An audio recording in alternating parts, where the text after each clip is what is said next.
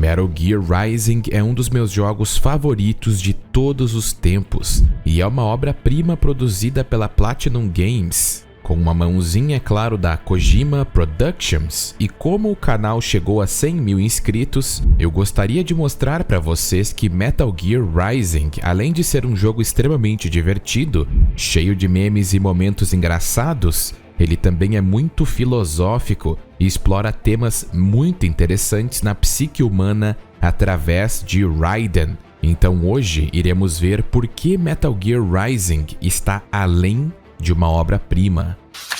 Antes de irmos diretamente no ponto principal desse vídeo, vamos analisar a gameplay fenomenal desse jogo.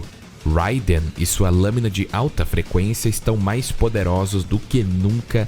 Devo ainda notar que inicialmente nós jogamos com um corpo que é basicamente idêntico ao corpo usado por Raiden em Metal Gear Solid 4, mas com uma aparência mais natural na parte do rosto e também sem a viseira. E esse corpo não é o único que podemos usar no jogo. Há também uma skin alternativa do lendário Frank Jaeger, o tão conhecido Gray Fox. Há também a fabulosa skin Mariachi, Raiden Peaky Blinder.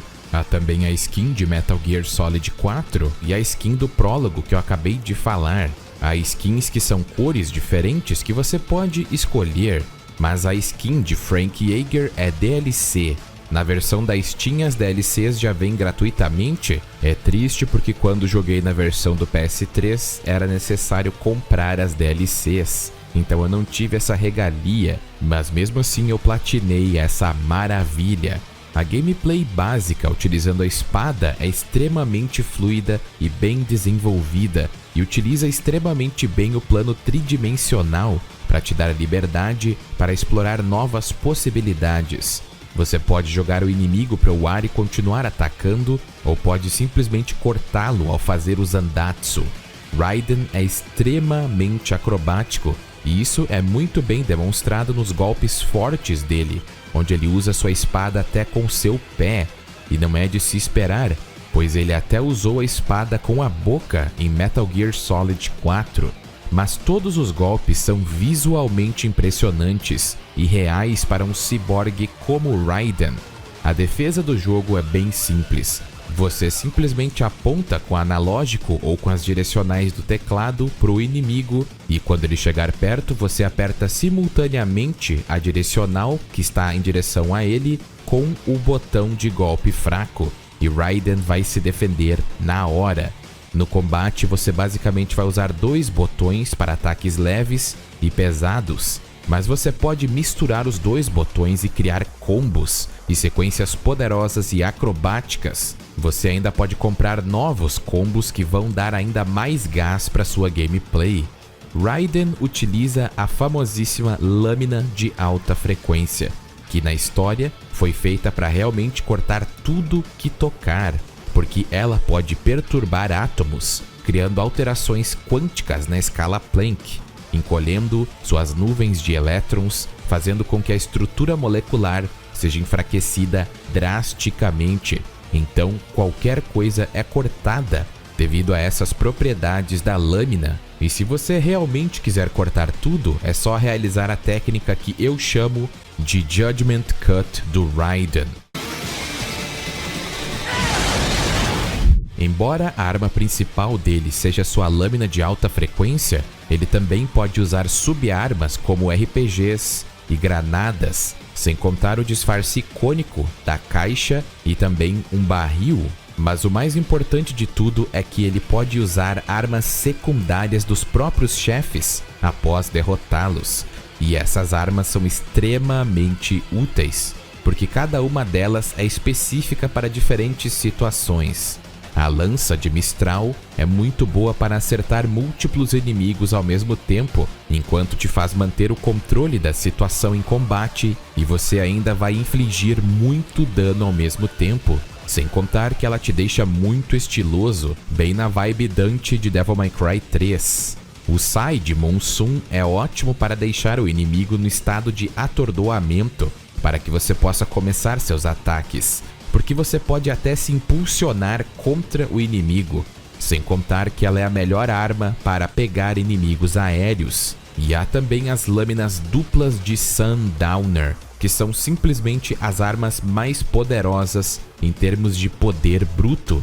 Elas são lentas, mas se você acertar os golpes, é morte certa. Você pode carregar o poder delas com um ataque forte e, em união com o modo estripador, você inflige quantias obscenas de danos, até mesmo em chefes. E você ainda pode comprar novas habilidades para a lança e as lâminas de Sundowner, sem contar que pode trocá-las à vontade ao entrar em um pequeno menu, assim como as outras espadas que você adquire no jogo. Tudo é bem intuitivo para que a gameplay flua de forma natural. Ao completar uma missão ou encontro contra os inimigos, o jogador será recompensado com um número específico de pontos, dependendo do seu desempenho, e vai receber uma nota, sendo a mais alta a nota S. E esses pontos permitem a compra de aprimoramentos não só para o equipamento de Raiden, mas também para a sua vida e as células de energia que ele tem, o que acaba te fazendo ficar viciado em sempre ter as notas mais altas. E se você pensar em platinar o jogo, saiba que você tem que tirar Rank S em todas as missões na dificuldade Revengeance, o que é bem divertido, mas bem estressante em certas partes. O sistema de corte do jogo permite aos jogadores participar de combates corpo a corpo bem inusitados em certas vezes, mas ele também permite cortes com precisão nos inimigos e objetos ao longo de um plano geométrico usando a mecânica Blade Mode ou modo katana. Praticamente qualquer objeto no jogo pode ser cortado, incluindo veículos, embora elementos do ambiente tenham sido intencionalmente limitados a estruturas como pilares e paredes para facilitar melhor o jogo, porque não iria ser legal você simplesmente sair fatiando o cenário. O mais importante é que quando entramos no modo katana, é produzido um retículo de mira especial na forma de um plano azul transparente que pode ser movido e girado livremente, traçando linhas laranja holográficas nas superfícies dos alvos para identificar onde exatamente eles vão ser cortados. É importante notar que quando entramos nesse modo, tudo fica em câmera lenta, o que te dá ainda mais oportunidade de cortar alvos com precisão milimétrica durante momentos de ação, como cortar um alvo aéreo várias vezes antes de atingir o solo. O modo katana pode ser empregado estrategicamente, por exemplo, desabilitando oponentes, encontrando pontos fracos e lacunas na armadura, cortando colunas de suporte para derrubar tetos ou paredes sobre os inimigos, entre outras coisas. O mais importante é que inimigos com armadura, você vai notar que quanto mais você bate nele, as partes do corpo deles acabam ficando com uma parte azulada e essa parte pode ser cortada. Mas inimigos comuns como os ciborgues figurantes, você pode simplesmente cortá-los a qualquer momento. Depois que você libera o modo estripador, que vamos falar mais sobre na parte da história, o jogo fica ainda mais divertido. Esse estado aumenta muito o poder ofensivo e de corte de Raiden por um tempo limitado, mas consome energia rapidamente e utiliza do mesmo medidor do modo katana. Inclusive, você pode usar o modo estripador e katana ao mesmo tempo, efetivamente carregando o modo estripador enquanto você carrega sua própria vida. Sem contar que ainda podemos usar o Ninja Run, ou Corrida Ninja, que aumenta drasticamente a velocidade de Raiden e cada passo que ele dá é coberto com eletricidade. E esse modo permite que você possa desviar de balas ou simplesmente cortar elas e escalar certas áreas automaticamente. Outra característica de suma importância nesse jogo é o Zandatsu.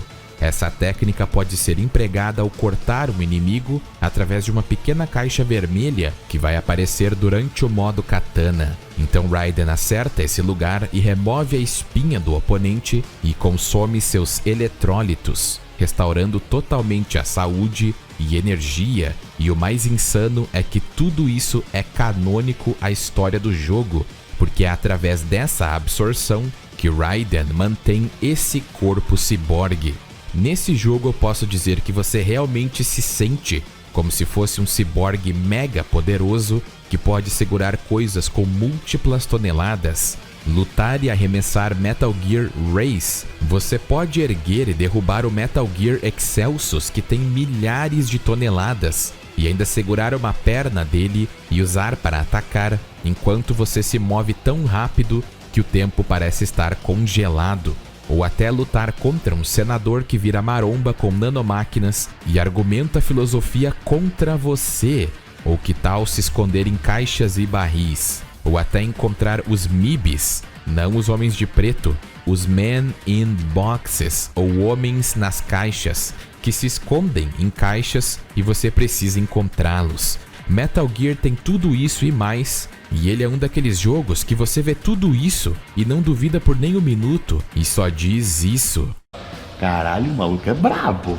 Porra! Existe uma grande variedade de inimigos nesse jogo, e alguns são mais chatos que outros. Há os robôs como os geckos de Metal Gear Solid 4, que fazem barulhos de vacas. Eles são até bem chatinhos, especialmente se você não sabe o truque de provocá-los para eles darem uma investida para cima de você, e se isso acontecer é só defender que é game over. Mas eles dão bastante danos, e eles dão umas patadas de vaca bem poderosas. Há unidades maiores que precisam de muito mais danos e algumas utilizam ataques de fogo, entre outras. Os ciborgues bípedes que usam de ataques energéticos são bem chatinhos. Há os ciborgues caninos que podem ser um pé no saco. Os inimigos maiores é só você ir dando danos consistentes com o tempo, que é bem tranquilo de derrotá-los. Mas o importante é que há inimigos o suficiente para você ter que enfrentá-los utilizando estratégias diferentes. E definitivamente tem uma variedade o suficiente para deixar o jogo mais diverso e divertido. Mas se você joga no PC, eu diria para ir com calma no sistema de lock-on ou de travamento, porque a câmera e esse sistema é bem bugado e fica trocando de inimigos toda a hora e você vai acabar ficando confuso. Mas se você tem um controle, eu aconselho jogar no controle, mas o teclado ainda assim é extremamente viável. Só um pouquinho mais difícil de se acostumar no início. Durante o jogo você libera outras espadas, como uma machete, que é liberada quando você coleta 10 itens de armazenamento de dados. Uma espada de madeira, que é liberada quando você encontra todos os homens nas caixas. Uma espada longa, que é liberada quando você termina todas as missões virtuais com rank 1. A espada que quebra armaduras, que é liberada quando você coleta todos os chips de ID, e a lâmina stun, que é liberada quando você coleta todos os armazenamentos de dados. Cada uma delas tem seus upgrades específicos e tem propriedades peculiares, e até mesmo te fazem querer explorar mais para liberar tudo. Mas honestamente, em termos de poder bruto, assim que você termina o jogo, você libera a lâmina Murasama de Sam. E ela é quebrada, assim como a lâmina Fox, que já vem liberada para compra e custa 200 mil pontos no PC. Mas honestamente eu diria para não comprar a lâmina Fox na sua primeira jogatina, porque vai tirar grande parte da diversão do jogo. Essa lâmina é absurdamente quebrada, especialmente no máximo. Você também pode encontrar upgrades de vida chamados Endurance Plus. Existem 10 deles no jogo, 4 dos quais você pode comprar na loja após desbloqueá-los ao longo do jogo, e sua vida pode chegar no máximo a 200%. Por fim, não podemos esquecer da mecânica de pairing, que é um desafio por si só pegar o timing, mas assim que você conseguir, você vai se tornar uma ameaça nesse jogo, porque assim que você realiza o pairing, Raiden dá um contra-ataque poderoso que basicamente detona a maioria dos inimigos e até danifica bastante alguns chefes. Eu diria que Metal Gear Rising, até mesmo no normal, para alguns vai ser um pouco difícil, especialmente até você pegar o truque da defesa, que é bem simples, mas demora um pouco para se acostumar. Após dominar isso, o jogo fica um pouco mais fácil, mas alguns chefes vão chutar seu popote algumas vezes, especialmente Sundowner se você não dominar o corte do modo katana, Metal Gear Excelsus e o Senador Armstrong. que é assustadoramente poderoso, eu ainda diria que vale a pena jogar novamente em dificuldades superiores e até tentar conseguir Rank S na dificuldade Revengeance. Eu lembro que em certas partes, como a parte do elevador no início da World Marshal, eu quase tive um acesso de raiva, porque você acaba levando um tirinho e já perde o bônus sem danos. Mas mesmo assim, se você dominou o jogo e quer se desafiar, eu recomendo jogar no modo Revengeance. E se você quiser deixar um pouco mais fácil, você pode usar uma das perucas infinitas e vai ser bem tranquilo. Uma delas te dá munição infinita e a outra te dá energia infinita. Então você pode usar o modo katana e modo estripador infinito com essa peruca. Ou até mesmo a peruca do modo katana, onde você desmembra os inimigos com uma facilidade absurda. As batalhas contra os chefes são completamente especiais. Cada chefe tem seu próprio tema com letras relevantes ao seu personagem e também um metal brabo. Podemos dizer que Metal Gear Rising criou, ou pelo menos popularizou essa onda de temas de chefes com vocais. E as letras são estritamente focadas na história e experiência do personagem, e é difícil escolher qual é a melhor porque todas são fantásticas.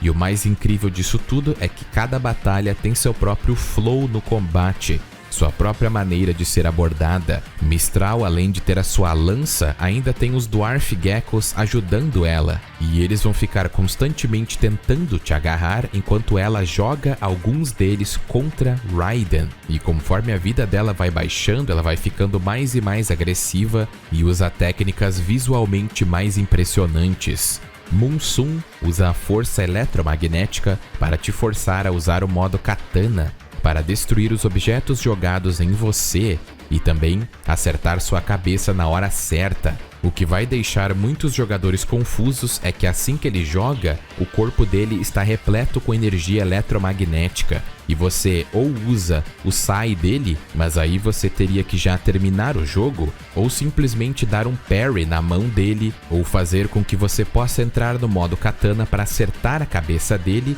e aí sim começar a danificá-lo nessa fase. Sundowner tem um escudo que, se acertado no lugar errado, você recebe danos massivos.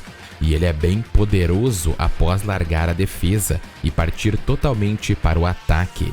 A luta contra Sam testa suas habilidades na espada e na defesa mais do que nunca. E a batalha contra Metal Gear Excelsus te faz usar múltiplas técnicas, como o modo katana e a corrida ninja, e ainda te força a usar o poder do inimigo contra os outros inimigos que aparecem. A luta contra Armstrong tem múltiplas fases, e a última ele faz diversas coisas, como te prender em um local ao fazer rupturas na terra, e ele acerta como um caminhão, e ainda te joga pedaços do Excelsus, e você deve mirar cirurgicamente com o modo katana para cortar, ou simplesmente vai levar muito dano ou morrer. Mas se quiserem uma dica para escapar desse ataque, é só correr para frente que ele não vai conseguir te acertar. As batalhas são fantásticas, e você está fazendo um desserviço em não jogar esse jogo. A morte de cada chefe também é especial e bem cinematográfica, com você cortando cada um dos membros da Desperado com o modo katana em centenas a milhares de pedaços. Simplesmente awesome! Mas não é bem o espetáculo visual que eu quero lhes mostrar. Não é isso que faz o jogo ser fenomenal para mim. O que torna essa obra tão especial é sua história e seus vilões.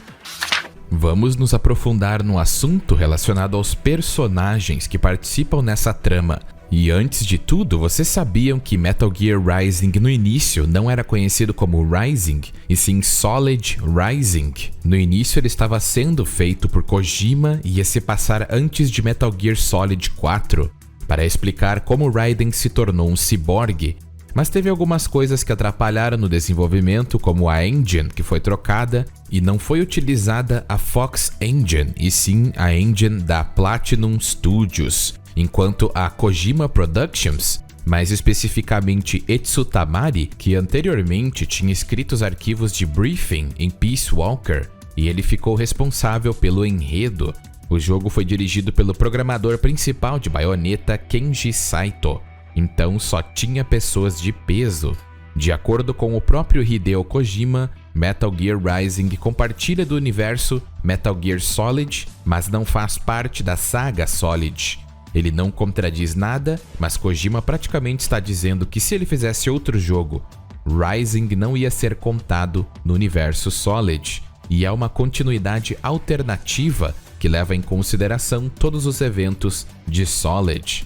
E a história de Raiden é a mesma, onde ele era um soldado criança liberiano que adquiriu o gosto pela morte e se tornou um assassino muito cedo, embaixo da asa de um dos clones de Big Boss, Solidus. A história de Metal Gear Rising tem algumas menções aos jogos anteriores, mas é completamente possível jogar Rising sem saber nada da história anterior e ainda assim ficar imerso nessa história, que às vezes é boa, também é badass, mas é muito filosófica e explora bastante a psique de Raiden.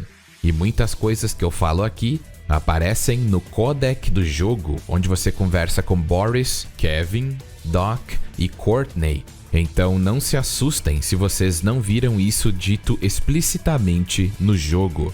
Mas então, por que a história de Metal Gear Rising o torna tão bom assim se ela parece ser tão meme? À primeira vista, ela pode parecer meio aleatória e até genérica, mas Rising explora temas bem pesados, como a utilização de crianças soldados e o treinamento de cérebros em realidade virtual para criar crianças extremamente cruéis e obedientes, pequenos soldados e assassinos como Raiden foi. E além de Sundowner e os aliados da Desperado, ninguém vê isso como algo bom, porque essa operação, é claro, era secreta. Mas isso nos mostra que nesse mundo, mesmo após a paz ter vindo para ficar, ainda há pessoas que querem lucrar com algo desse porte e não poupam recursos para fazer isso. E até mesmo crianças são vistas como simples ferramentas que podem ser moldadas para cometer todos os tipos de atrocidades. E essas atrocidades se tornam os combustíveis eficazes para as guerras. E já que estamos falando de guerra, um grande tema nesse jogo é a guerra. Todos os figurões desse jogo já tiveram contato com a guerra e todos são assassinos a sangue frio. Sundowner vê a guerra como algo bom para a sociedade e até comenta sobre a economia da guerra e que ela traz um propósito em comum para os humanos, sem contar que traz empregos e tecnologia. E o mais incrível disso tudo é que isso não está tão longe da verdade. E sem dúvidas existem muitos Sundowners no nosso mundo. Pessoas que acham que a violência e destruição são só um ciclo para que a criação e o progresso surjam naturalmente. Chega a ser bizarro pensar assim. Mas como o jogo nos diz, Metal Gear Rising Revengeance, ele se trata de vingança. Raiden é derrotado por Sam no início e acaba perdendo o homem que ele estava protegendo, e esse homem era bom.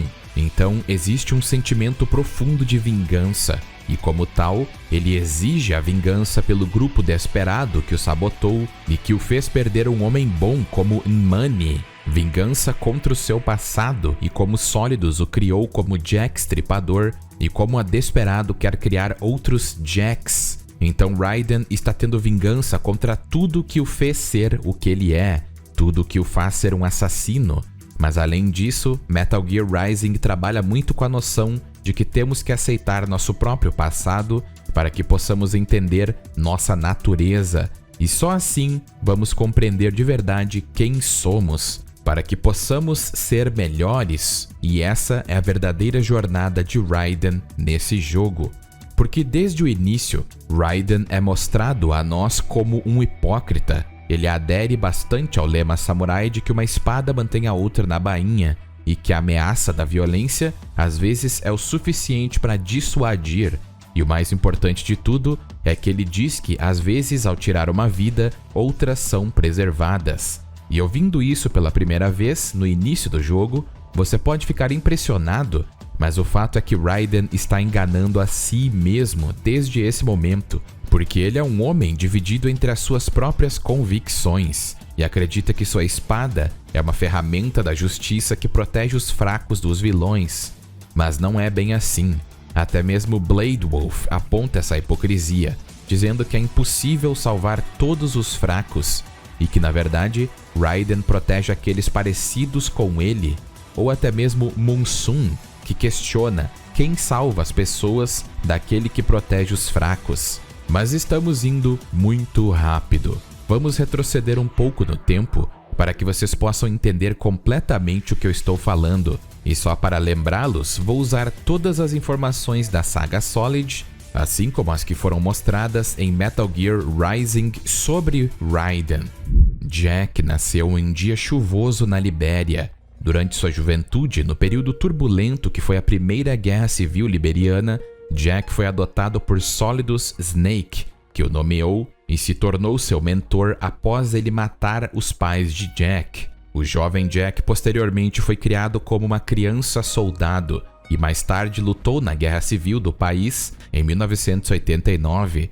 Ele e outras crianças assistiam diariamente a filmes de ação de Hollywood para treinamento de imagem e recebiam comida misturada com pólvora para torná-los mais controláveis. Jack e outros membros da unidade Small Boy foram forçados a matar prisioneiros de guerra e civis. Em uma ocasião, Jack foi injetado com uma substância desconhecida durante um experimento médico. Em outro, Jack testemunhou Solidus demonstrar a ele que as lâminas eram uma arma nobre, comparado a armas de fogo, cortando a garganta de outro soldado na sua frente.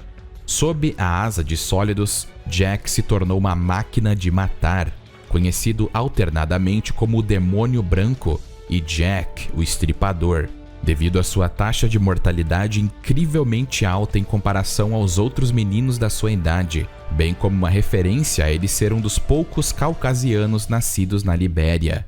Armado com uma arma aos 6 anos de idade, ele mais tarde se lembraria dela como um rifle AK, assim como uma faca. Ele provou ser um soldado superior, chegando a se tornar capitão da unidade Small Boys aos 10 anos. Suas habilidades com armas brancas, assim como sua crueldade em despachar inimigos com ela, fariam outro motivo para que o apelido Estripador ficasse bem mais sólido nele. Após o fim da guerra, Solidus colocou Jack em um centro de assistência. Eventualmente, sem o conhecimento de Solidus, ele foi posteriormente removido por uma organização não governamental e levado para os Estados Unidos. Jack e outros membros sobreviventes da unidade Small Boys passaram por uma extensa quantia de aconselhamento antes de se tornarem pelo menos aparentemente estáveis.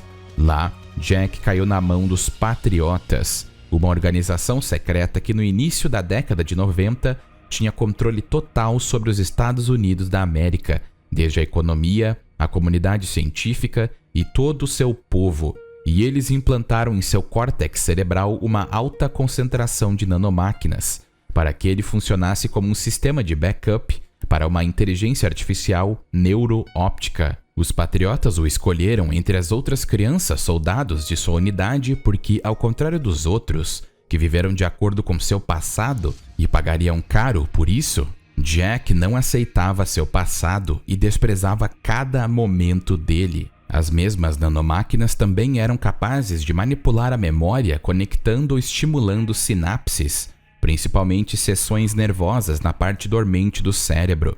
Além disso, Jack não estava listado em nenhum banco de dados dos Estados Unidos. Além disso, por causa de seu passado como criança soldado e também por possuir o transtorno de estresse pós-traumático, ele também ocasionalmente afastava até pessoas de quem gostava por ter medo da noite. Por causa disso, ele era aparentemente frio e distante até mesmo de pessoas que conhecia pessoalmente, como sua então namorada Rosemary. Foi em grande parte por causa dessa natureza fria, assim como ele afastar as pessoas que conhecia, que fez com que Rose inicialmente temesse que ele fosse infiel a ela.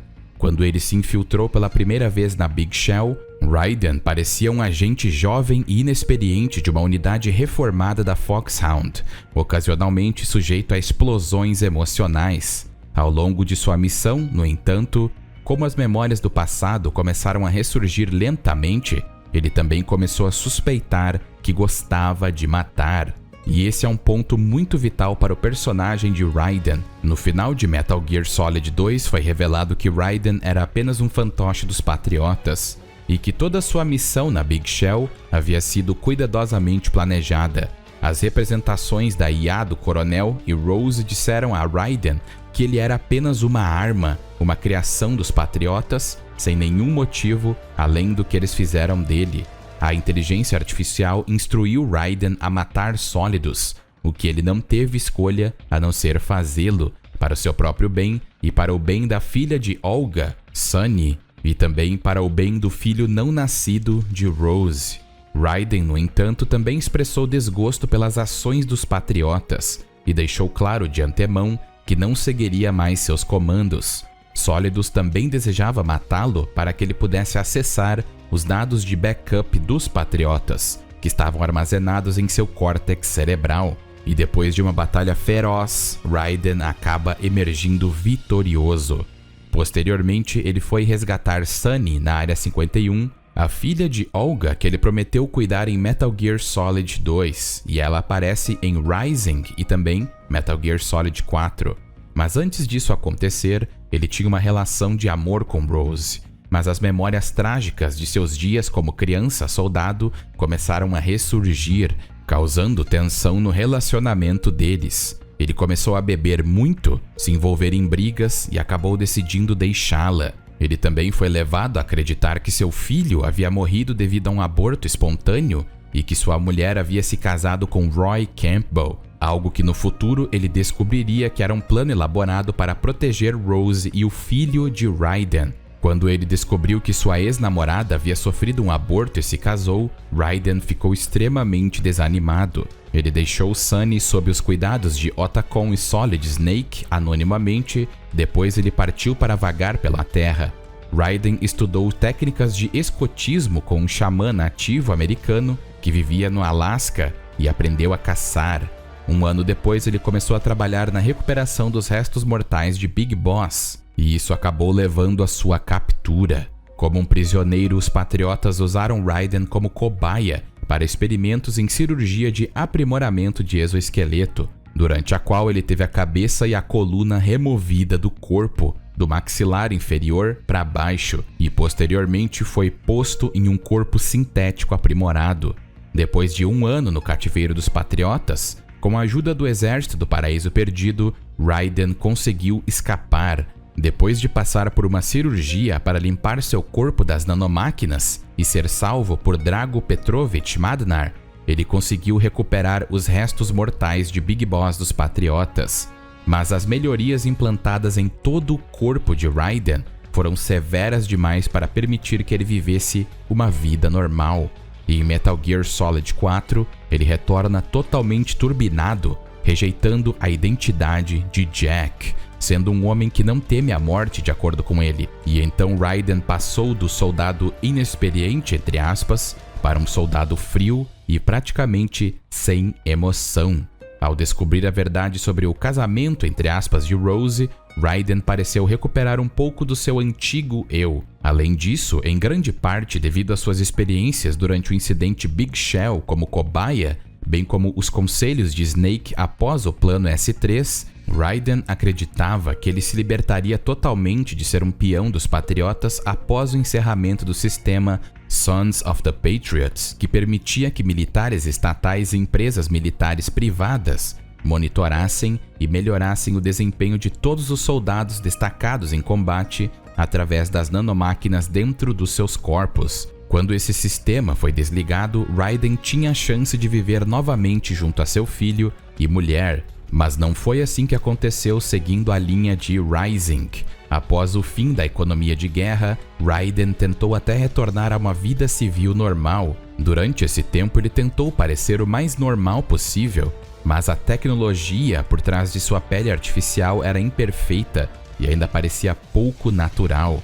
A sua aparência desumana fez com que ele fosse excluído da sociedade e se tornou ainda mais difícil garantir um emprego durante a recessão econômica pós Sons of the Patriots. E até mesmo os não-ciborgues tiveram dificuldades em encontrar trabalhos.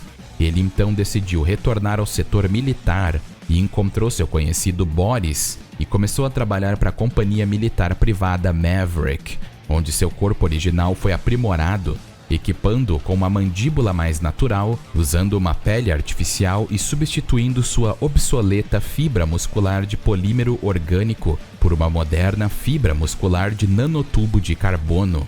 Isso permitiu-lhe passar por um humano normal, pelo menos enquanto vestido, e deu-lhe a capacidade de realizar trabalhos de guarda-costas e outras missões que não exigiam combate sério.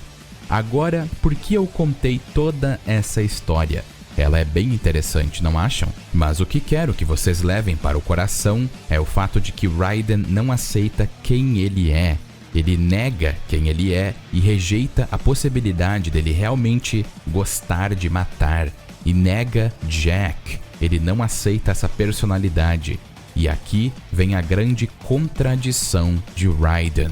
Ele está suave em matar um ciborgue opositor, porque para ele, eles fizeram sua escolha ao escolher um lado. Até mesmo Kevin acha isso cruel. Até para o Raiden. Mas o que é incrível é que ele próprio não acredita nisso, porque quando Sam o confronta, mostrando que os ciborgues realmente pensam por trás de todas aquelas nanomáquinas inibidoras de medo, a psique de Raiden foi instantaneamente quebrada e fragmentada, e ele ficou em um extremo conflito de ideias, a um ponto onde ele nem conseguia lutar, porque toda aquela ideia de eles terem escolhido um lado foi quebrada, porque na verdade todos são humanos e eles são transformados naquilo voluntariamente, mas eles fazem porque é a única coisa que eles sabem fazer e não conseguiram emprego.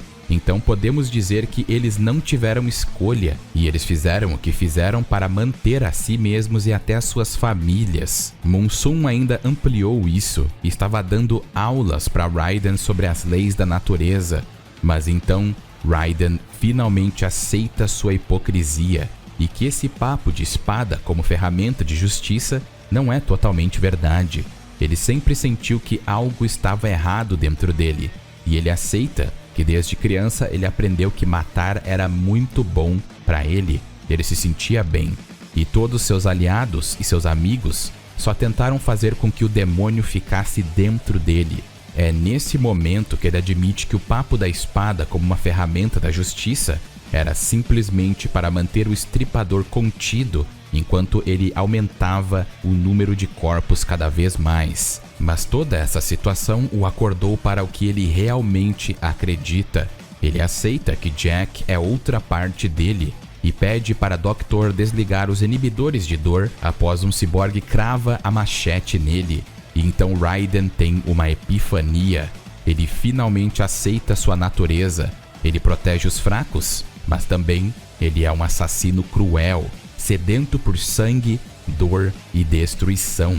E ainda comenta que esse é o seu normal, sua natureza.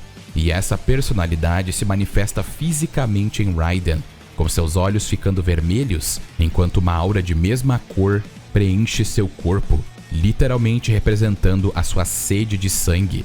Sem contar que Raiden fica muito mais forte e veloz nesse modo estripador. Após esses acontecimentos, Raiden parece misturar ambas suas personalidades em uma, e ele pode utilizar esse estado estripador à vontade. Ele até agradece Blade Wolf, porque se não fosse por ele, ele nunca teria pego Jack de volta. Mas ele ainda assim tenta manter seu lado justo até mesmo quando ele está em argumentações filosóficas contra Armstrong. Quando ele consegue a espada de Samuel Rodrigues, ele mesmo diz que sua espada é uma ferramenta para a justiça, nunca usada com raiva, nunca usada para vingança. Mas, como essa não é a espada dele, ele não tem mais certeza, e obviamente ele está sedento por sangue, e ele pode lutar sem ter o mínimo de preocupação com hipocrisia, e fica extremamente animado para lutar contra Armstrong, um oponente extremamente poderoso, e Raiden pode usar 100% de seu poder, sua sede de sangue e seu lado assassino. No fim de tudo, quando ele mata Armstrong, podemos ver visivelmente esse estado sanguinário, quando ele explode o coração de Armstrong com suas próprias mãos. Raiden é um personagem fascinante, e para mim ele carrega grande parte da história com toda essa narrativa e luta interior entre as duas metades que compõem um único ser. E não temam, porque vou falar sobre os chefes assim como falei sobre Raiden, porque eles elevam essa história, principalmente Armstrong, que é um excelente vilão, apesar de ter aparecido pouco na história. E agora se prepare porque vamos analisar grandes partes da lore e os temas de cada chefe, para que vocês possam entender o quão incrível e o quão bem pensado esse jogo foi. Vamos começar com Metal Gear Ray. Ele é uma máquina, mas a música Rules of Nature ainda nos dá algumas informações sobre o contexto da luta contra Raiden. Há algumas interpretações para a letra dessa música, mas a minha favorita é que ela pode ser literalmente interpretada como algo relacionado às leis da natureza e sobrevivência do mais forte, só que no contexto de ciborgues. E essa lei tão famosa não quer dizer que o animal precisa ser somente forte fisicamente, e sim inteligente. Então, pela lei da sobrevivência do mais forte, podemos considerar Metal Gear Ray, que é imenso e tem muitas armas, como o Predador, que quer devorar o mais fraco, que é supostamente Raiden, mas o tema é virado de cabeça para baixo e nos é mostrado que na verdade o Predador é Raiden, porque ele facilmente derrota Ray em todos os encontros e o corta como se fosse um pedaço de papel, o que nos mostra que a sobrevivência do mais forte ou do mais apto acabou sendo aplicado de uma forma ou de outra, sem contar que a música cita algumas passagens sobre máquinas obsoletas, e podemos aplicar isso a Metal Gear Ray. A interface LQ-84i, que posteriormente se torna Blade Wolf. Esse chefe e também personagem tem uma das minhas músicas favoritas em sua batalha. Essa interface foi construída como um protótipo de uma arma de próxima geração destinada a substituir combatentes humanos e ciborgues. Para isso, considerou-se necessário ser capaz de comunicar e tomar decisões inteligentes sobre como agir. Por isso, foi equipado um sistema de interface. Durante seu desenvolvimento, ele foi equipado com um programa de aprendizagem que os pesquisadores, que também eram seus instrutores, utilizaram como uma extensa bateria de conversas, cuja natureza incluía assuntos diversos, saudações à mesa do café da manhã, a estrutura das partículas elementares, os desafios resultantes da rápida globalização e das tendências recentes na música. Antes disso, ele também recebeu vários textos de sites e e-books em fluxo constante para adquirir alfabetização, o que o ajudou a se desenvolver a partir de um estado de espírito infantil para um ser extremamente inteligente, ganhando até mesmo uma velocidade de leitura de processamento de 60 megabytes para textos simples no primeiro ano. Como essa interface foi financiada pela DARPA com o propósito de ser uma arma, ele raramente era tratado pelos seus instrutores como mais do que um equipamento, embora alguns o tratassem como um animal de estimação ou uma criança. O LQ-84i, como resultado disso, também foi exposto a vários ideais, com os mais fortes eliminando os mais fracos, semelhante aos humanos. No entanto, embora os objetivos de dar-lhe intelecto tivessem tido sucesso com louvor, faltava-lhe brutalidade, em grande parte porque ele ainda não era humano. Um período de tempo depois, a Desperado de alguma forma conseguiu localizar essa interface e reativá-la, provavelmente devido ao senso de humor de Sundowner, já que o robô tinha ideais bem diferentes. O tema dele claramente fala sobre a luta dessa interface canina estar acorrentada, e ele é forçado a lutar e anseia pela liberdade, o que faz sentido, porque ele estava sob o risco de ter sua memória apagada. Em 2018, Sundowner o considerava inútil, embora Mistral decidiu que ele deveria entrar sob o comando dela. Não se sabe por que ela fez isso, mas o LQ-84i especulou que foi porque ela gosta de companhia e também de cães. Durante o golpe na Abkhazia, ele recebeu diretrizes para garantir a liberdade no país, após o golpe de Estado da Desperado e Andrei Dolzaev contra o governo parlamentar, e suas ordens incluíam matar Raiden caso eles se encontrassem. LQ-84i foi forçado a obedecer às suas ordens para que sua memória de IA não fosse apagada, Mais tarde, ele tentou escapar para a liberdade quando Mistral removeu seu inibidor de alcance, embora ela secretamente pretendesse que Khamsin fosse morto por LQ-84I, e ele acabou sendo de fato. E pouco tempo depois, essa interface encontrou Raiden e sabemos o que aconteceu.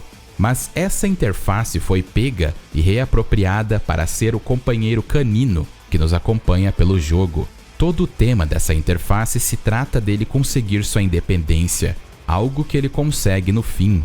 É importante notar que essa interface, que posteriormente seria Blade Wolf, era conhecida por seu intelecto avançado, até mesmo para os padrões humanos. Sua contagem geral de neurônios para sua IA óptica foi de 90 bilhões. Com sua inteligência avançada, Blade Wolf era uma arma altamente eficaz, capaz de usar lógica, razão e pensamento independente para ajudar Raiden em missões. A IA de Wolf é senciente, modelada a partir do cérebro humano.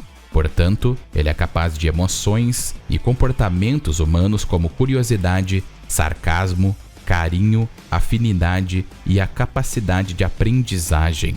Ele também é capaz de experimentar sensações físicas como dor, como visto quando Sunny pisou no seu rabo. É interessante notar que até mesmo após ele se tornar o aliado de Raiden, ele ainda assim mantinha seu traço de ausência de brutalidade e frequentemente questionava a necessidade da luta, especialmente se isso significasse a morte.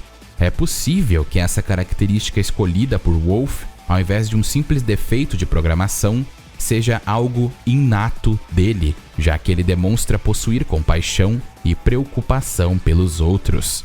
Ele parecia gostar de Sam e lutou contra ele quando o mesmo estava na Desperado, e os dois fizeram algumas missões juntos. Mas ao longo de suas missões com Raiden, ele se aproximou dele, optando por auxiliá-lo, e mais tarde ele sentiria uma forte afinidade por ele, como amizade.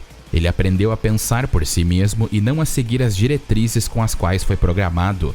Ele ficou preocupado com Raiden quando ele ficou emocionalmente abalado e salvou sua vida, dando-lhe a espada de Sam para lutar e matar Armstrong. Esse mesmo carinho também se estende a Sunny, pois ele ficou com ela em Solace e parecia ter desenvolvido um certo apego por ela. Ele pôde até explicar seu passado difícil e ela foi capaz de se relacionar com o passado dele, e os dois se tornaram companheiros. Também foi Sunny quem lhe deu o nome Blade Wolf, depois que ele explicou a ela sua história com a Desperado. Então podemos ver que até mesmo uma inteligência artificial é altamente pensada nesse universo. Blade Wolf não é só um companheiro para Raiden, ele é um amigo e também alguém com sentimentos e comportamentos humanos, o que é incrível e nos faz questionar quem de verdade é mais humano, os humanos ou a inteligência artificial, visto que Blade Wolf não aprendeu a brutalidade, enquanto os humanos naturalmente podem possuí-la, o que é uma filosofia muito interessante de se analisar. E já que falamos de Khamsin, vamos falar mais dele. Ele é um ex-fuzileiro naval que serviu pela primeira vez na ativa durante a Guerra do Golfo. Ele já foi um soldado leal que contribuiu muito para o sucesso da Operação Desert Sable, mas sua falta de flexibilidade e personalidade desastrosa causaram problemas internos em sua própria equipe, levando finalmente a sua dispensa durante a guerra no Iraque. Após isso, Khamsin se tornou um empreiteiro militar privado e usou a maior parte de sua renda para se transformar em um ciborgue. Seu grande corpo ciborgue se desvia da imagem normal humanoide e ele essencialmente é um grande mecha.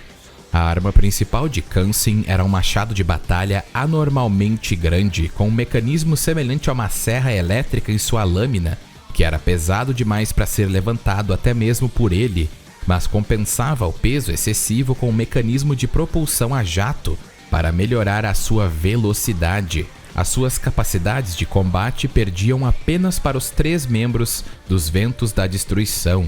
Khamsin parecia acreditar na liberdade, como evidenciado pela sua expressão do desejo de libertar o povo da Abcásia, mas a sua crença nisso tornou crédulo em relação à sua missão, e Mistral disse após sua morte que a missão na Abcásia nunca foi uma questão de liberdade. O mais legal de Khamsin é que, por causa de sua conversão anterior em um ciborgue, Assim como a escolha de corpo, ele não tinha uma parte inferior, apenas tentáculos como fios para se conectar ao seu mecha. A música de batalha dele, O Vento Quente Soprando ou Hot Wind Blowing, descreve a vida e a visão do soldado na guerra, sua missão, o fato de eles lutarem sem obter o reconhecimento à custa de sua vida e, independente dos motivos, como uma arma recebendo ordens, mantendo-se ativo apesar da baixa, sem se render pelo bem-estar dos outros, fazendo os sacrifícios necessários onde e quando, apesar da manipulação que as pessoas sofrem na mídia e, claro, impor a liberdade, entre aspas, aos outros. Além disso, esse som tem uma certa igualdade com o tema de Jetstream Sam, pois ambos falam sobre o motivo dos quais os mercenários lutam. É algo apenas para resistir até que o destino marque o fim de sua vida. Não importa o que aconteça, tudo isso acaba se tornando um método de subsistência. A única coisa que eles sabem e podem fazer é a sobrevivência através do que eles sabem: matar ou ser um soldado. Mistral, um dos membros dos Ventos da Destruição. O tema dela se chama Eu Continuo Uma Estranha ou A Stranger I Remain, e é muito interessante, porque o background dela antes da luta simplesmente é que ela é como Raiden. Ela também foi exposta a uma guerra civil muito jovem. Ela nasceu de pais franceses e argelinos na Argélia e ficou órfã durante a Guerra Civil em 1990. Ela acabaria encontrando os assassinos de seus pais e, em suas próprias palavras, os massacrou. Depois, ela decidiu que matar pessoas era sua vocação e serviu na Legião Estrangeira Francesa. Ela participou como combatente nas guerras no Iraque e no Afeganistão, com dezenas de mortes confirmadas. Apesar de matar ser a sua vocação, ela acha a ação em si chata, comparando-a com o dominó, porque uma peça cai atrás da outra. Ela chegou a um ponto que ela ficava até com inveja de suas presas porque elas tinham motivos pelos quais lutar. Mas isso tudo mudou quando ela conheceu o senador Armstrong, e os ideais dele permitiram que ela começasse a acreditar nisso e lutasse por um ideal. Por volta de 2018, Mistral aprendeu a valorizar a noção de um indivíduo que possui seus próprios ideais, expressando sua felicidade ao aprender a possuir um dos seus. Mas no final de tudo, ela era uma assassina que não sabia o seu lugar no mundo, a não ser quando estava no campo de batalha, onde ainda assim ela era uma estranha em guerras estranhas que sequer entendia. Ela só queria encontrar um lugar onde ela pudesse ser ela mesma em sua totalidade, e em toda a sua vida ela permaneceu uma estranha, até quando não estava em uma guerra. E aí, é claro, ela encontrou Armstrong. Fantástica forma de contar uma história através de uma música. Após sua derrota, ela percebeu como era morrer por uma causa e expressou seu desejo para com alguém que é fortemente sugerido de ser Stephen Armstrong, de continuar a luta devido à sua crença de que ele nunca cairia. Suas últimas palavras, porém, foram proferidas em francês, onde ela diz: "Eu te amo com todo o meu coração."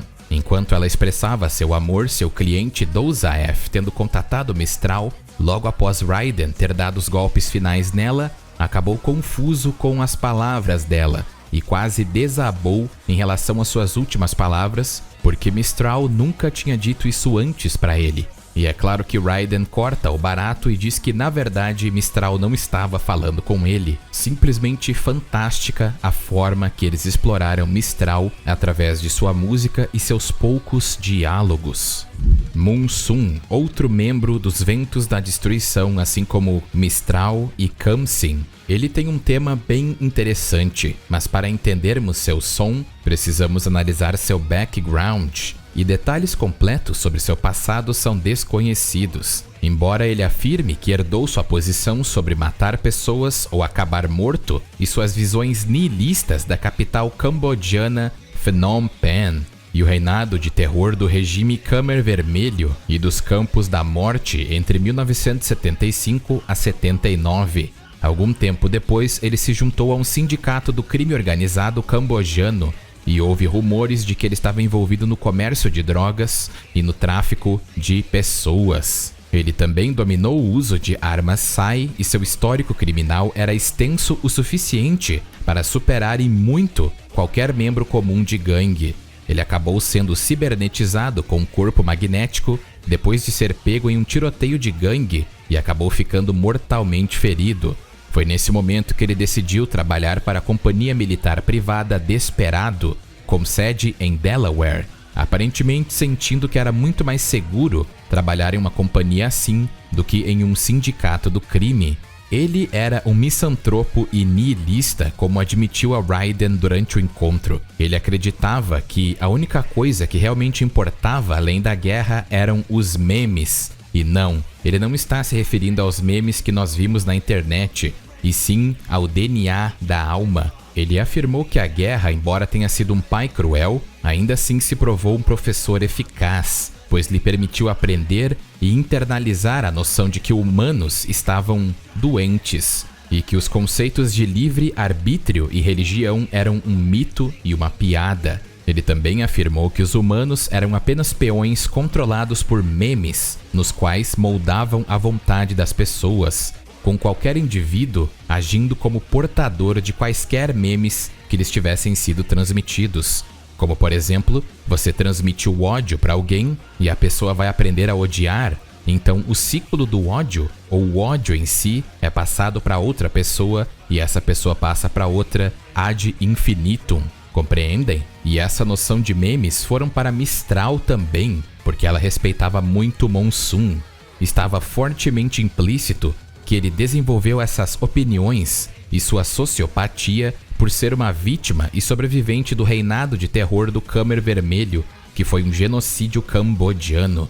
Seu niilismo era severo o suficiente para que ele também não se importasse se morresse ou não, como evidenciado por suas ações finais, dizendo a Raiden para acabar com ele quando fosse derrotado. No entanto, se Raiden foi muito agressivo durante a batalha, Monsum grita freneticamente para Raiden parar, mostrando para nós que talvez a possibilidade de implorar pela sua vida não estava tão longe. A única vez que ele realmente expressou qualquer emoção além do ódio sociopata foi logo depois que Raiden sucumbiu à personalidade de Jack o Estripador, no qual ele ficou inicialmente chocado, comentando com um tom levemente arrependido que Raiden havia perdido a cabeça. Um dos pontos principais de Monsum é que ele não vê a natureza como feia nem como bela. Ele descreve suas ações como simplesmente parte da natureza, seguindo seu rumo.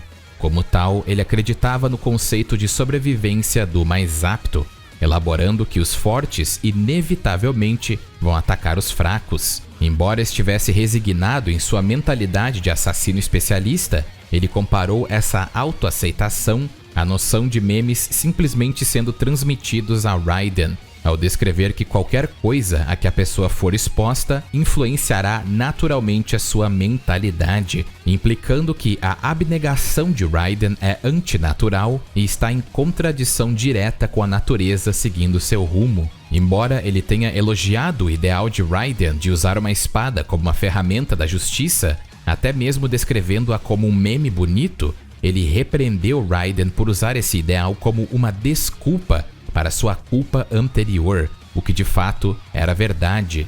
A letra da música retrata uma chuva suave que lava a dor e o sofrimento para trazer uma vida pacífica, tentando lavar a dor e o sofrimento de um homem em particular, mas sem efeito, pois o homem aparentemente desistiu de toda a esperança.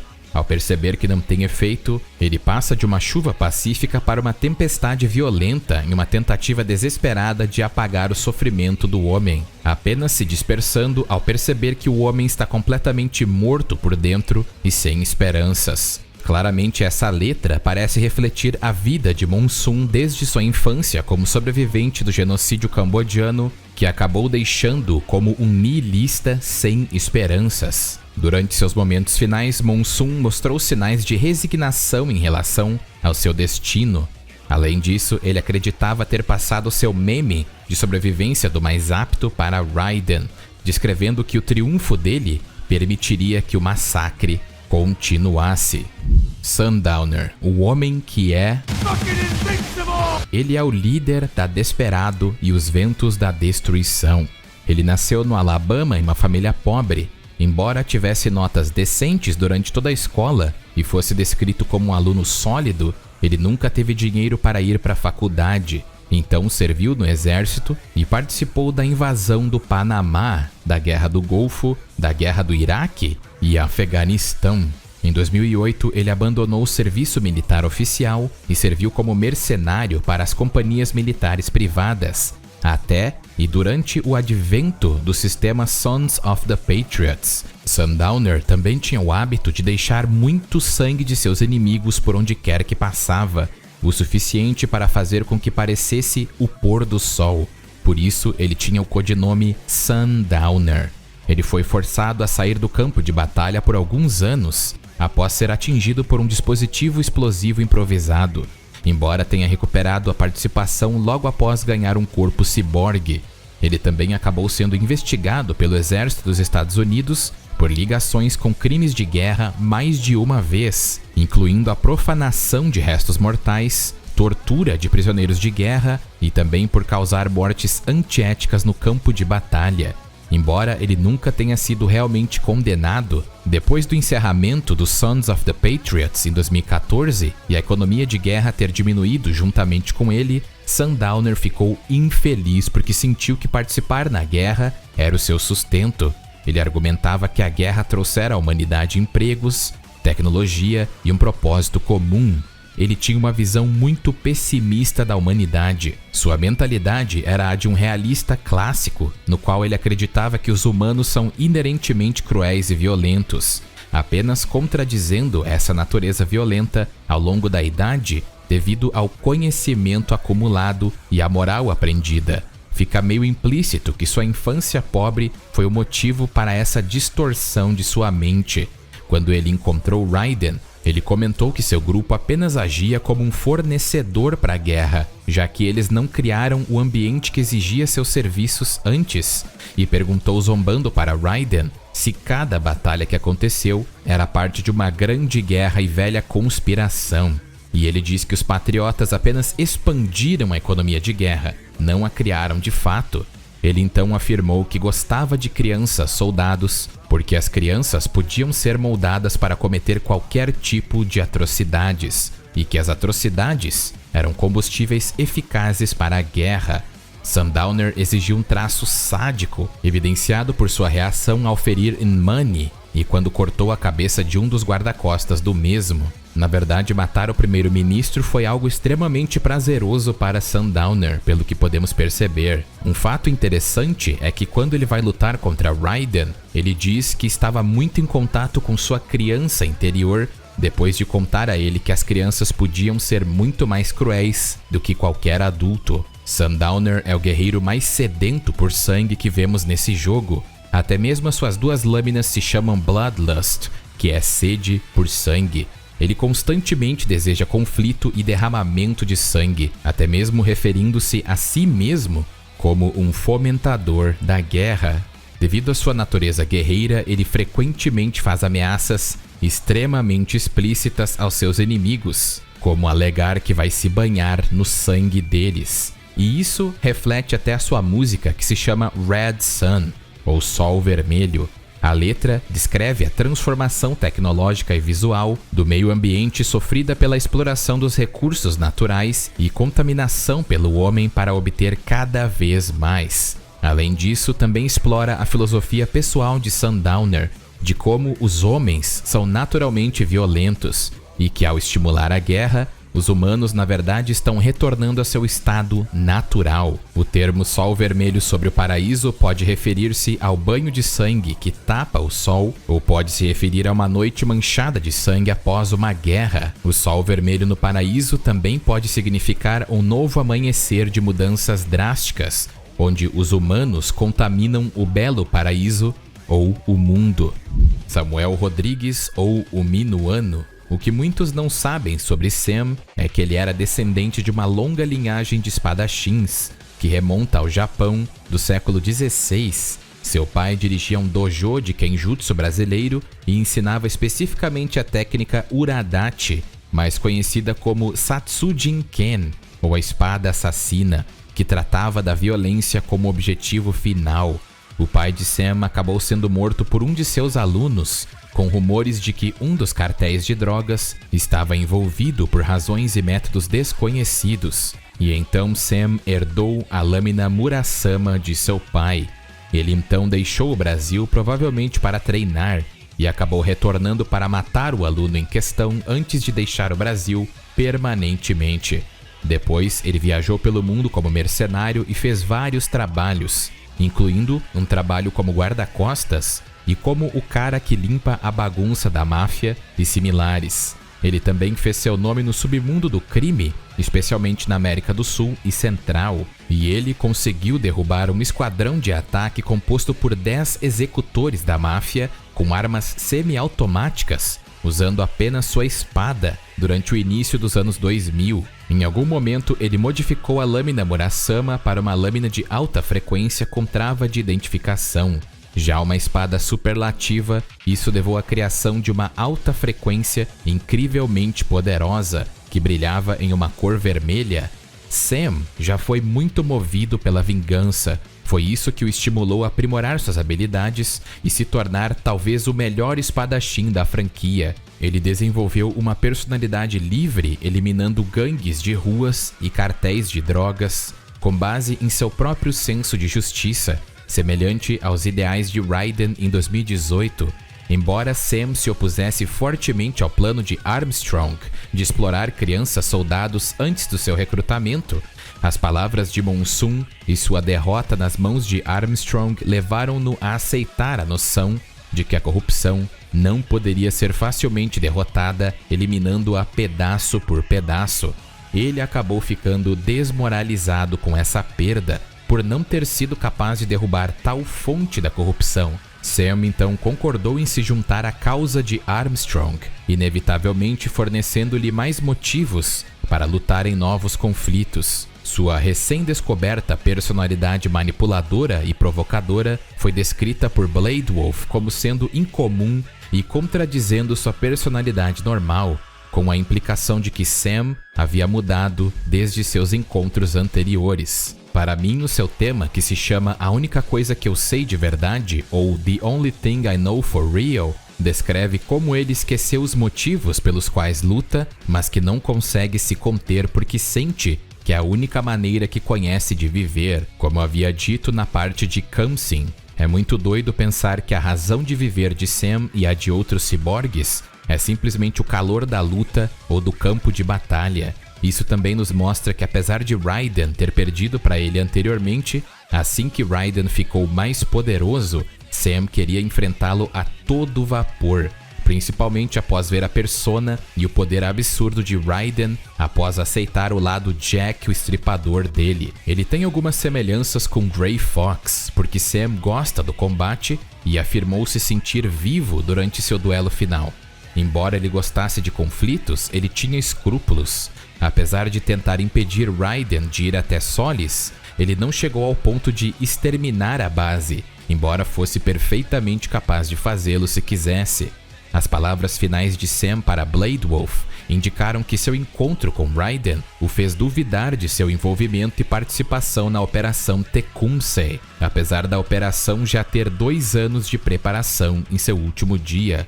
Essa conversa implica que a mentalidade e a persistência implacável de Raiden fizeram com que Sam duvidasse se o objetivo de Armstrong era realmente a coisa certa a se fazer. Em resposta a essa constatação, ele tentou se redimir através de Raiden, até mesmo fazendo com que Wolf passasse sua lâmina Murasama para Raiden caso ele perdesse na batalha contra o mesmo, e isso encapsula perfeitamente tanto o tema quanto a personalidade de Samuel. Um homem que acabou desistindo dos seus ideais anteriores, mas ainda assim precisa lutar para se sentir vivo, porque é a única coisa que ele sabe de verdade: lutar. Quando o sistema Sons of the Patriots e os próprios Patriotas caíram após o incidente Guns of the Patriots, as companhias militares privadas agiram no desenvolvimento do que havia sido anteriormente suprimido como tecnologia ciborgue.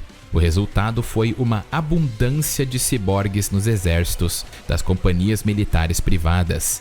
Devido à vantagem dos ciborgues serem capazes de tomar decisões como outros humanos, as pequenas unidades não tripuladas, como as unidades Gecko, estavam gerando menos favorecimento no que diz respeito ao combate urbano. Em resposta, a T-Corp deu uma volta de 180 graus e começou a desenvolver uma máquina muito maior, capaz de dominar ciborgues e abrir caminho em terreno urbano usando seu tamanho. Também foi construído em partes para garantir uma diminuição nas vítimas civis, já que a arma foi deliberadamente projetada para ser enorme e também para garantir que todos, exceto os guerrilheiros treinados, evacuassem as instalações quando fosse avistada. O resultado foi um novo Metal Gear, com o codinome Excelsus, que significa alto ou elevado, além de ser um nome de espécie de dinossauro apatossauro. O veículo não estava armado com uma arma nuclear, mas foi projetado para fins de guerra assimétrica à luz do desenvolvimento ciborgue. Embora inicialmente projetado para ser uma máquina de combate, o projeto final exigiu um piloto. Ao contrário dos outros Metal Gears, o seu desenvolvimento não foi ultra secreto, chegando mesmo a ser base de diversas reportagens, fazendo com que alguns especulassem se poderiam ser vendidos. Mesmo sem armamentos nucleares, ainda era chamado de Metal Gear, principalmente porque foi redefinido como uma arma de grande escala, devido à dissuasão nuclear se tornar obsoleta e as pessoas preferirem armas que poderiam realmente matar outras pessoas. O tema é muito importante, chamado inconsciente coletivo, ou Collective Unconscious. A letra parece denotar as crenças perturbadas de políticos e burocratas corruptos, que só querem que as pessoas menos favorecidas e oprimidas sejam sacrificadas ou que se mantenham na ignorância, sem livre-arbítrio, tendo uma coleira em volta dos seus pescoços enquanto são controlados pelos ricos e poderosos, ou como diz a música, deixe o país controlar a sua alma. Porque a música nos diz que essas pessoas não têm o que é preciso para fazer decisões difíceis, mantendo o tema da posição de Armstrong como senador. Alternativamente, a letra pode se referir a como Raiden percebe Armstrong, já que essa música toca antes do próprio revelar seus verdadeiros motivos por trás da Operação Tecumseh. Por outro lado, com as verdadeiras crenças e motivações de Armstrong em mente, isso pode ser lido como seu benefício pessoal sobre tudo que ele odeia na liderança e na sociedade americana. Também reflete muito sobre as ações, motivações e até mesmo as crenças dos patriotas, especialmente de suas IAs. Em geral, é um tema que diz que as pessoas oprimidas ou menos favorecidas não podem ficar livres, ou como a música diz, as massas não iluminadas. Essas massas se manterem na ignorância sem livre-arbítrio é o que parece estar se referindo. Stephen Armstrong nasceu e foi criado no Texas. Algo aconteceu e ele se mudou para a Califórnia do Sul, onde estudou na Pickens High School. Ele estava no programa do Corpo de Treinamento de Oficiais da Reserva Júnior, onde obteve o posto de sargento cadete de primeira classe. Depois de se formar, ele voltou para o Texas. Antes de seguir para a política, ele jogou futebol americano universitário como zagueiro na Universidade do Texas. Mais tarde, ele ingressou na Marinha dos Estados Unidos, devido ao desejo de servir seu país, um pensamento que sacrificou suas perspectivas de uma carreira profissional no futebol. No entanto, embora ele fosse membro da Marinha, ele nunca viu um combate real durante seu tempo de serviço. Em algum momento ele se mudou para o Colorado.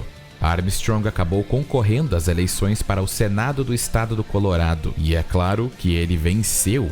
E uma das iniciativas que ele liderou enquanto atuava como senador foi reduzir o orçamento do estado, levando à privatização da força policial, permitindo que a World Marshal ganhasse o controle do departamento da polícia de Denver, que acabou ampliando ainda mais a sua influência. E ele ainda acabou sendo eleito para uma das cadeiras do Colorado no Senado dos Estados Unidos. Em 2016, ele fez um discurso para aumentar seus índices de aprovação. Mais tarde, ele diz ao redator que o discurso que ele deu era excelente e que as pessoas só se importavam com o sentido que você dava a isso.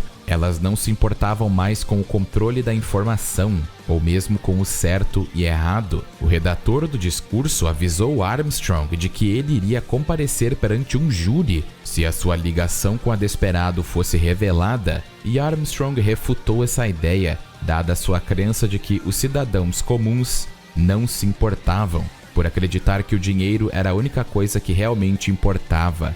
Armstrong também expressou o desejo de realmente refazer a América, torná-la a nação mais poderosa do mundo e reivindicar o sonho americano, afirmando alegremente que o movimento Tea Party não teria sucesso devido à relutância em fazer sacrifícios, e ele até mesmo se comparou aos verdadeiros Filhos da Liberdade, ou Sons of Liberty, um grupo terrorista que foi liderado por Solidus Snake, que incluía membros como Revolver Ocelot, Fortune, Vamp, a mãe de Sunny Olga Gurlukovich e Fat Man. Armstrong então dispensou o redator e disse que tinha outros assuntos para tratar e prometeu falar com ele em breve, só que essa conversa acabou vazando na internet.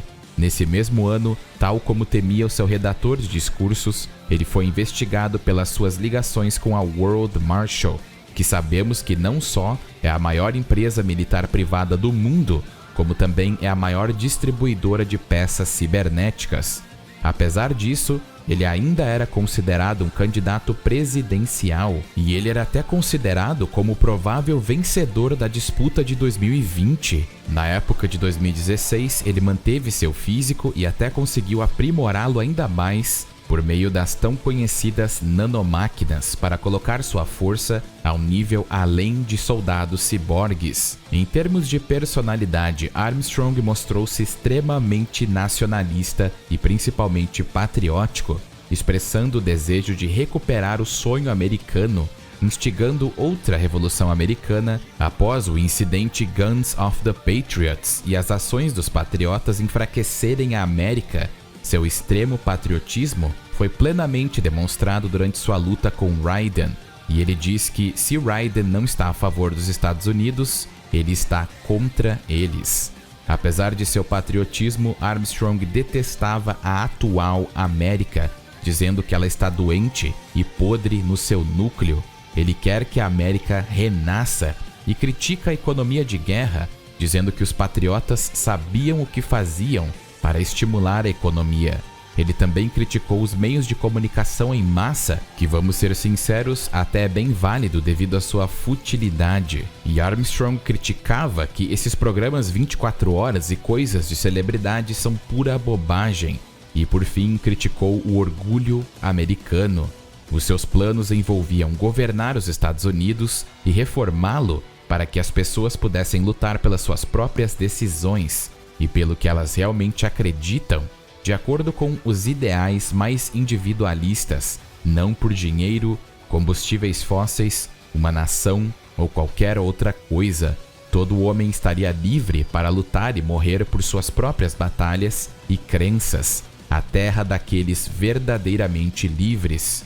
Ele até mesmo diz para Raiden que ele deveria lutar pelo que ele acredita pelo menos uma vez e não lutar por uma nação, companhia ou qualquer coisa. E essas palavras marcaram Raiden profundamente. Armstrong usa o desejo do povo pela guerra como justificativa e planejou iniciar o renascimento da guerra ao terror, na esperança de usar a guerra como um negócio para ser eleito como próximo presidente dos Estados Unidos, concedendo-lhe assim poder suficiente para que pudesse acabar com a guerra como um negócio na sua totalidade.